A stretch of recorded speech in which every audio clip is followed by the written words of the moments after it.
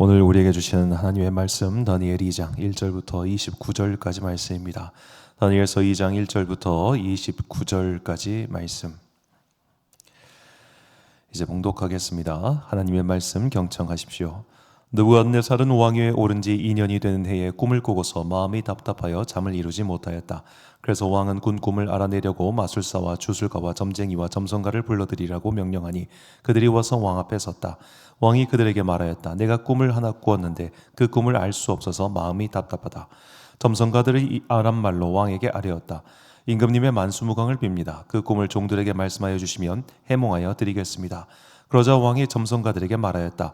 나의 명령은 확고하다. 너희가 그 꿈의 내용과 해몽을 나에게 말해주지 못하면 너희 목은 토막이 날 것이며 너희의 집은 쓰레기더미가 될 것이다. 그러나 너희가 그 꿈의 내용과 해몽을 말해주면 내가 너희에게 선물과 상과 큰 명예를 주겠다. 그러니 그 꿈과 그 해몽을 나에게 말하여라. 그들이 다시 아뢰었다. 임금님께서 그 꿈을 종들에게 말씀하여 주시면 해몽해 드리겠습니다. 왕이 호령하였다. 과연 내가 생각한 대로구나. 나의 명령이 확고한 것을 알고서 너희는 지금 시간을 벌려고 한다. 너희가 그 꿈을 나에게 말해주지 못하면 너희는 모두 같은 벌을 받게 될 것이다. 너희가 시간이 지나면 사태가 바뀌겠거니 하면서 내 앞에서 터무니없는 거짓말을 하기로 함께 모의한 줄을 내가 모를 듯 싶으냐. 이제 그 꿈을 나에게 말하여라. 그러면 너희가 나에게 해몽도 하여 알려줄 수 있을 것으로 알겠다. 점성가들이 왕에게 아뢰었다. 임금님께서 하시고자 하시는 그 일을 임금님께 알려드릴 수 있는 사람은 세상에 아무도 없습니다. 일찍이 그 어떤 위대한 왕이나 통치자도 마술사나 주술사나 점성가들에게 이와 같은 일을 물어본 적이 없습니다. 임금님께서 물으신 것은 너무 어려워서 육체를 가진 사람과 함께 살지 않는 신들이라면 몰라도 아무도 그 일을 임금님께 알려드릴 수 없습니다. 이 말을 듣자 왕은 성이 나서 크게 화를 내며 바벨론의 지혜자들을 모두 죽이라는 명령을 내렸다. 명령이 공포되니 그 지혜자들이 죽게 되었다. 사람들은 다니엘과 그 친구들도 지혜자들과 함께 죽이려고 찾았다. 다니엘은 바벨론의 지혜자들을 죽이려고 나온 왕의 시위대장관 아리옥에게 가서 슬기로운 말로 조심스럽게 물어보았다. 임금님의 명령이 어찌 그렇게 가혹합니까? 아리옥이 다니엘에게 그 일을 설명해 주었다. 다니엘이 곧 왕에게로 가서 아뢰었다. 임금님께서 임금님의 꿈을 해몽해 드릴 수 있는 시간을 저에게 주십시오. 그 다음에 다니엘은 집으로 돌아가서 자기의 친구 하나냐와 미사엘과 아사랴에게 그 사실을 알려주고 그 친구들에게 말하였다. 너희와 나는 다른 바벨론의 지혜자들과 함께 죽지 않도록 하늘의 하나님이 긍휼을 베풀어 주셔서 이 비밀을 알게 해주시기를 간구하자. 바로 그날 밤에 다니엘은 환상을 보고 그 비밀을 밝히 알게 되었다. 다니엘은 하늘의 하나님을 찬송하였다.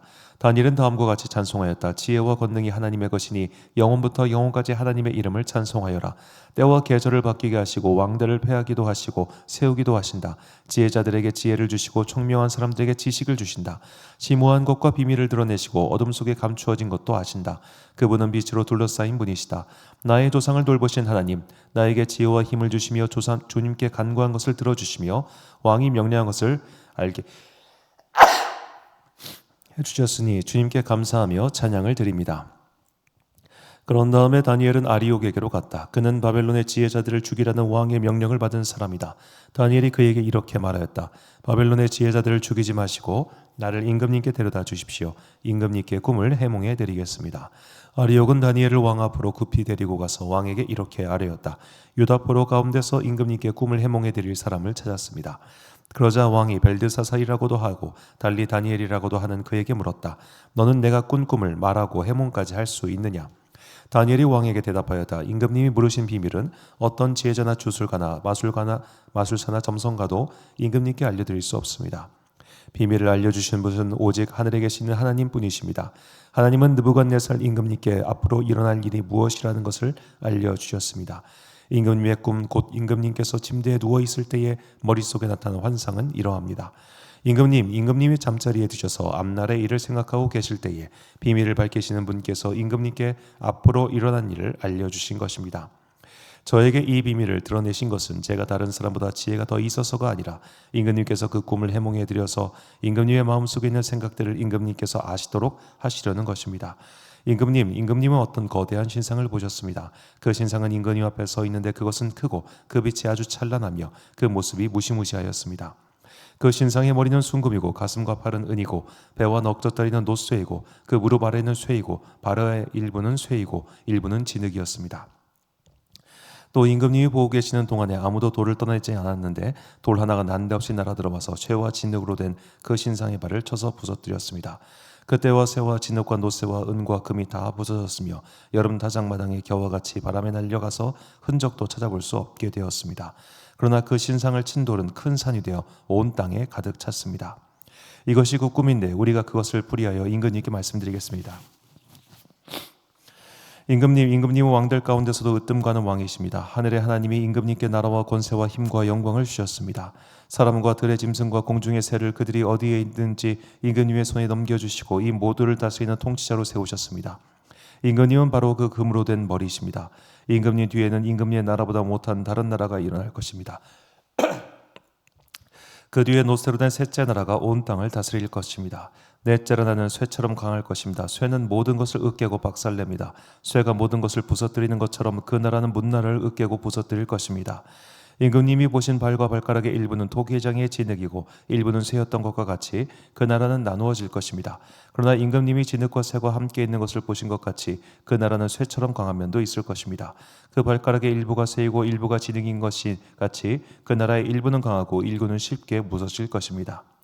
임금님께서도 진흙과 쇠가 함께 있는 것을 보신 것 같이 그들이 다른 인종과 함께 살 것이지만 쇠와 진흙이 서로 결합되지 못하는 것처럼 그들이 결합되지 못할 것입니다. 이 왕들의 시대에 하늘의 하나님이 한 나라를 세우실 터인데 그 나라는 영원히 망하지 않을 것이며 다른 백성에게 넘어가지 않을 것입니다. 그 나라가 도리어 다른 모든 나라를 쳐서 멸망시키고 영원히 설 것입니다. 아무도 돌을 떠나지 않았는데 돌 하나가 남대없이 날아들어와서 쇠와 노쇠와 진흙과 은과 금을 으깨는 것을 임금님이 보신 것은 위대하신 하나님이 앞으로 일어날 일은 임금님께 알려주신 것입니다. 이 꿈은 그대로 이루어질 것이고 이 해몽도 틀림없습니다. 느부갓네살 왕이 엎드려서 다니엘에게 절하고 예물과 향품을 그에게 주도록 명령을 내렸다. 왕이 다니엘에게 말하였다. 그대들의 하나님은 참으로 모든 신 가운데서 으뜸가는 신이시오 모든 왕 가운데서 으뜸가는 군주이시다. 그대가 이 비밀을 드러낼 수 있었으니 과연 그대의 하나님은 비밀을 드러내는 분이시다. 왕은 다니엘의 지위를 높이고 귀한 선물을 많이 주며 그를 바벨론 지역의 통치자와 바벨론의 모든 지혜의 어른으로 삼았다. 아멘. 믿지 않는 자들을 위해라는 제목으로 하나님의 말씀 선포하겠습니다.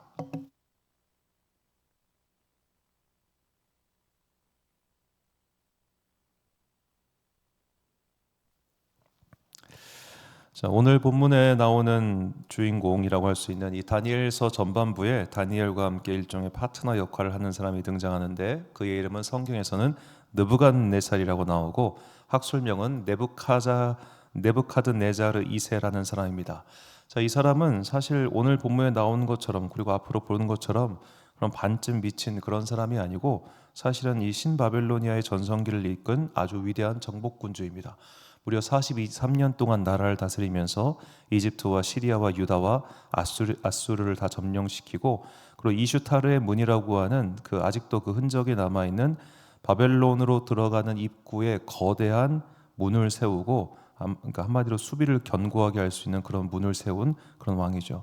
그리고 그 유명한 바벨론의 공중정원을 만든 왕이기도 합니다. 자, 이 바벨론의 공중정원은 그의 아내가 이제 바벨론 태생이 아니라 저쪽 좀 풀이 많고 산이 많이 보이는 그쪽에서 출신이었대요. 아내가 바벨론에 시집 와가지고 우울해하니까 그 아내의 기분을 풀어주기 위해서 그 아내의 고향처럼 나무와 숲이 좀 우거진 그런 큰 정원을 만들어줘야겠다 해가지고 그 당시에 물을 끌어올리는 기술을 개발해서 위에다가 수도를 연결해가지고 물을 펌프로 해서 끌어올려서 그런 정원을 만들어준 겁니다. 요즘식으로 말하면 이제 베란다에다가 물 줘가지고 화분을 키운 거예요. 근데 그때는 모터가 없으니까 아마도 수력 펌프 같은 걸 어떻게 만들어가지고 올리지 않았을까 그렇게 학자들은 추정을 합니다. 자, 그런 식으로 위대한 정복군주였던 느부갓네살의 일화가 오늘 본문에 소개되는데 그야말로 깡패도 이런 깡패가 없지요. 자, 내가 꿈을 꿨어요. 기억이 안 나. 사람들을 불러다가 야, 내가 꿈을 꿨는데 기억이 안 난다. 그러니까 너는 내가 꾼 꿈의 내용까지 빨리 알아맞춘 다음에 그걸 해석해서 나한테 알려줘. 왕이시여, 당신이 꾼 꿈을 알려주셔야 우리가 해석을 할 거 아닙니까? 아니야, 너 알 수 있어. 알아맞혀봐. 이런 말도 안 되는 깡패 같은 짓을 하는데 권력자니까 어떻게 막을 도리가 없습니다. 그래서 다 죽게 되었을 때 다니엘이 나서서 왕이 꾼 꿈은 이러하며 그 내용은 이러합니다라고 말을 하죠. 그게 오늘 본문 2장에 나오는 신상에 대한 비전, 신상에 대한 환상입니다. 보통 학자들은 이 네 가지로 된 신상에 대해서 이렇게 해석을 합니다. 순금은 바벨론이고, 은은 페르시아이고, 동은 헬라 제국이고, 쇠와 흙은 로마 제국이다 라고 하는데, 이란이 있고 이안이 있어요. 이안 같은 경우는 순금은 느부갓네살 본인이고, 은은 그의 아들들 그리고 그의 후계자들을 뜻합니다. 느부갓네살이 죽고 나서 그의 후계자들이 나라를 금방 말아먹어요. 그러니까 신바벨로니아 제국이 불과 60년 만에 망한 것은 사실 그의 아들 때부터 나라가 우수수수 떨어졌기 때문입니다. 그리고 이제 동으로 된 것은 페르시아이고, 쇠와 흙은 알렉산더와 헬라 제국을 뜻한다. 그렇게 해석하는 경우도 있습니다. 왜냐하면 쇠와 흙이라고 하는 것은 오늘 본문을 보니까 서로 쪼개졌다라고 말이 계속 나오는데, 이 헬라 제국이 4개 혹은 5개로 계속 쪼개져 가지고 싸우고 하다가 힘이 약해지거든요. 그런 역사적인 사실을 반영해서 아마 쇠와 흙이라고 표현한 것이 아닐까 그렇게 추정하기도 합니다. 여하튼 그것이 앞으로 어떤 일이 일어나는지를 알려줬다. 사실은 이게 오늘 본문에서 중요한 게 아닙니다. 다니엘이 미래의 일을 왕에게 알려줬다. 그게 중요한 게 아니라 오늘 다니엘이 기도를 한 내용이 중요합니다. 본문 17절과 18절을 보니까요. 이에 다니엘이 자기 집으로 돌아가서 그 친구 하나냐와 미사엘과 아사랴에게 그 일을 알리고, 하늘에 계신 하나님이 이 은밀한 일에 대하여 불쌍히 여기사 다니엘과 친구들이 바벨론의 다른 지혜자와 함께 죽임을 당하지 않게 하시기를 그들로 하여금 구하게 하니라. 자, 왕이 모든 지혜자들을 죽이라고 했습니다. 그리고 그 죽임의 대상에는 다니엘과 그의 친구들도 포함되어 있었습니다. 자, 이때가 느부갓네살이 등극한 지 3년째 되는 해에 일어난 일이기 때문에 다니엘과 그의 친구들은 나이가 아무리 많아도 지금 중학생 나이입니다. 15살 정도 됐을까 말까한 중학생 아이들이 이제 죽음의 위기에 처해 있습니다. 그런데 그들이 기도하는 내용이 뭐예요? 나를 살려주세요가 아닙니다. 바벨론의 다른 지혜자들과 함께 죽임을 당하지 않게 하시기를 구합니다. 그 말인즉슨 그 생명의 위기 앞에서 누구를 위해서도 기도하느냐? 함께 죽을 수도 있는 저 믿지 않는 이방인들을 위해서도 그들은 기도했습니다. 이것이 바로 오늘 우리가 배워야 할 기도의 자세입니다. 다니엘은 그 꿈의 내용을 해몽하여 안 뒤에 왕의 시위대장에게 찾아가서 이렇게 말해요. 본문 24절 보니까 이에 다니엘은 왕이 바벨론 지혜자들을 죽이라 명령한 아리옥에게로 가서 그에게 이같이 이르되 바벨론 지혜자들을 죽이지 말고 나를 왕의 앞으로 인도하라. 그리하면 내가 그 해석을 왕께 알려드리리라 하니. 자, 이 말이 기껏해야 지금 중학교 2학년, 3학년 정도밖에 되지 않은 아이의 말이라고 한번 상상을 해 보십시오. 자, 저 바벨론의 지혜자들이 죽으면 자기에게 좋지 않겠습니까? 경쟁자가 사라지니까. 저들이 죽으면 나에게 해코지하고 잔소리한 사람이 사라지니까 자기들에게 좋지 않겠어요? 그들이 죽으면 어제도 이제 다니엘의 그 유대교 정결 음식 이야기를 했지만 다니엘이 뜻을 정하여 이제 유대교의 정결 예식 그 음식만 먹기로 결단했는데 다니엘이 음식을 먹을 때마다 방해하는 사람들이 사실은 같은 그룹에 있는 사람들 아니겠어요? 이걸 뭐 요즘 날로 비교하자면 나는 그냥 교회 다니니까 저 술 안 마셔요 하는데 맨날 회식 가자고 해가지고 가서 술 마시자고 하는 사람이 있어요. 그러면 그 사람은 내 신앙의 방해자잖아요. 자, 그런 사람들이 내 눈앞에서 사라지게 해달라고 기도하는 건 어쩌면 우리의 당연한 마음 아니겠습니까? 다니엘도 그들이 싫었을 겁니다. 다니엘도 그들이 귀찮았을 겁니다. 더구나 그들은 어찌 보면 다니엘과는 경쟁자, 라이벌이라고도 할 수 있죠. 다른 신을 섬기고 있으니까. 그런데도 다니엘은 그들을 위하여 나섰고 그들을 위해서도 기도했습니다. 이것이 오늘 우리가 배워야 할 기도의 자세입니다. 우리는 우리를 위해서만 기도합니다. 기도의 영역이 기껏 확장돼봤자 나의 가족, 나와의 친한 사람들 혹은 우리 교회 공동체 이렇게만 기도의 영역이 머물러 있을 때가 많습니다. 하지만 우리의 기도의 영역은 확장되어야 합니다. 그 확장의 내용은 작게는 내가 만나는 모든 사람들이고 조금 더 확장하면 내가 살고 있는 지역사회이고 조금 더 확장하면 내가 속해 있는 민족 공동체까지 이르러야 합니다. 우리가 이렇게 기도의 영역을 확장해야 되는 이유는 궁극적으로 오늘 다니엘과 그의 친구들처럼 우리의 믿음 생활에 방해를 받지 않기 위해서예요. 사도 바울이 말합니다. 디모데전서 2장 1절부터 4절까지 말씀을 보면, 그러므로 내가 첫째로 고나노니 모든 사람을 위하여 간구와 기도와 도고와 감사를 하되 임금들과 높은 지위에 있는 모든 사람을 위하여 하라. 이는 우리가 모든 경건과 단정함으로 고요하고 평안한 생활을 하려 함이라. 이것이 우리 구주 하나님 앞에 선하고 받으실 만한 것이니 하나님은 모든 사람이 구원을 받으며 진리를 아는 데에 이르기를 원하시느니라. 아멘. 자, 사도 바울이 임금님과 높은 지위에 있는 모든 사람들을 위해서 기도하라고 말을 합니다. 자, 바울이 이 당시 디모데에게 편지를 썼을 때는 기원 후 60년경으로 추정하고 있습니다. 기원 후 60년경에 그 당시 모든 사람, 특히 높은 지위에 있는 사람은 누구였느냐? 바로 그 유명한 네로 황제였습니다. 네로 황제는 기원 후 60년에 그의 아내와 그의 어머니를 살해했습니다. 그야말로 막장 폭군의 면모를 과감없이 보여주며 거침없이 행보하고 있었을 때입니다. 그런데도 사도 바울은 그런 자들을 위하여서라도 기도하라고 합니다. 도대체 그 기도의 내용이 무엇인지는 우리는 알 수 없죠. 저 치세가 오래오래 가게 해주세요, 그렇게 기도를 했는지, 아니면 빨리 저놈들 데려가 주세요라고 기도를 했는지 우리는 그 기도의 내용을 알지는 못하나, 그러나 분명한 것은 사도 바울은 그런 자들을 위해서도 기도하라고 권고합니다. 이유가 뭐냐? 결국 우리가 우리의 믿음 생활에 방해를 받지 않기 위해서라는 거예요. 우리는 기도의 지평을 넓혀야 합니다. 특히 지금처럼 갈등과 분열, 세대 간의 차이, 생각의 차이로 인해서 갈등이 심해진 사회에서는 반드시 남을 위해서까지 기도의 영역을 확장해야 합니다. 그렇게 우리가 기도의 영역을 확장해 나아갈 때 우리 안에 그리스도 예수께서 모든 사람을 위하여 죽으시고 하나님께서 모든 사람을 위하여 구원의 복음을 전하셨다고 하는 이 성경의 진리가 내 안에 분명히 새겨지게 될 것이고, 우리를 통하여 아름다운 하나님 나라가 이 땅 가운데 널리 퍼져나가게 될 것을 믿습니다. 바로 이 예수님의 사역, 하나님의 사역, 모든 사람을 위하는 그 사역이 오늘 우리의 기도의 사역이 되기를 간절히 소망합니다.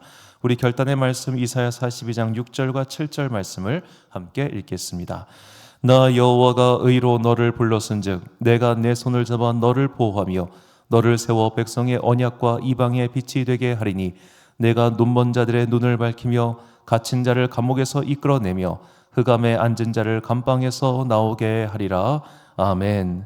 사랑하는 지혜빛 광성교회 성도 여러분, 그리고 이 새벽 함께 깨우고 계신 귀한 주님의 자녀 여러분, 주님께서는 우리가 믿는 자들의 공동체에서 믿는 자들을 위해서만 기도하고 믿는 자들과만 교제하며 살다가 믿는 자들과 함께 천국에 올라오는 것을 기뻐하지 않으십니다. 우리는 어쩔 수 없이 믿지 않는 자들과 지금 만나고 있습니다. 믿지 않는 자들과 삶의 접촉을 하고 있습니다. 믿지 않는 자들과 함께 협업하고 있습니다. 그렇다면 그런 믿지 않는 자들을 위해서 기도하는 것도 성도의 마땅한 의무라는 것을 결코 잊지 마십시오. 때로는 나를 못살게 굴고 나를 괴롭히는 그런 사람도 있을 겁니다. 특히 믿음 생활하는 동안에 내 믿음 생활을 방해하는 그런 인간들을 보면 정말 뭐가 올라올 수밖에 없겠죠. 주님 저놈 데려가세요라는 기도를 드릴 수도 있을 겁니다. 그 기도의 내용이 무엇이 됐든 그를 위해서 기도를 해야 합니다. 그러면 하나님께서 그를 위해 기도를 하는 중에 그 기도의 내용을 바꿔주실 겁니다.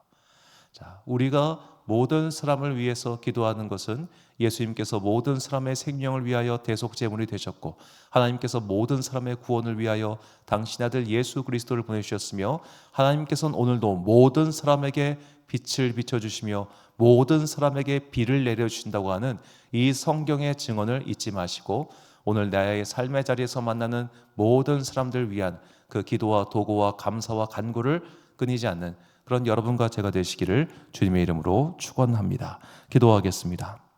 사랑과 은혜가 풍성하신 아버지 하나님 참으로 감사합니다. 우리가 이 땅에 살고 있는 모든 사람들을 위하여 기도할 수 있는 마음 넉넉한 기도의 사람 되게 하여 주옵소서. 특별히 나의 주변에 있는 아직 믿지 않는 사람들 위하여 간구합니다. 그들도 분명히 주님의 계획 안에 있으며 주님의 섭리 안에 있습니다. 그들은 단지 하나님께서 나의 영적인 부모이시며 창조주라는 것을 아직 믿지 못하고 알지 못하는 자들일 뿐입니다. 항상 그들을 위하여 마음에 품고 그들의 구원을 바라며 기도할 수 있는 주님 마음 닮은 사람 되게 하여 주옵소서. 특별히 우리나라와 공동체를 위하여 기도합니다. 믿지 않는 사람들이 믿지 않는 나라를 만들고 있으며 믿지 않는 세상을 꿈꾸고 있는 것만 같아 우리의 마음이 속상하고 어려울 때가 많습니다. 그러나 하나님께서는 분명히 우리가 그런 자들을 위해서도 기도하라고 하셨으니 누가 뽑히든지 관계없이 이 나라 이 공동체를 위해서 기도를 쉬지 않는 지혜로운 주의 자녀들 되게 하여 주옵소서. 나의 기도의 영역을 나의 삶의 영역에서 조금씩 확장시켜 나아갈 때 우리의 기도와 간구를 통하여 이 땅 가운데 아름다운 하나님 나라가 이루어질 것을 믿습니다. 오늘도 각자의 삶의 자리에서 열심히 살아가는 당신의 자녀들에게 지혜와 능력 내려주시고 오늘도 만나는 모든 사람에게 그리스도의 사랑과 은혜로서 갈등을 치료하고 분열을 싸매는 사랑의 도구가 되기를 간절히 소망하오며 이 모든 말씀 우리 구주 예수 그리스도의 이름으로 기도드립니다. 아멘. 오늘의 기도 제목입니다. 내 주변에 믿지 않는 자를 위하여 기도합시다. 먼저는 그에게도 구원의 복음이 들어가도록 그리고 그의 삶에도 평화와 기쁨이 있게 해달라고 마음에 생각이 나는 불신자를 위하여 기도하십시오. 오늘 주신 기도의 제목 가지고 기도와 묵상에 힘쓰는 하루 되시길 바랍니다. 기도하겠습니다.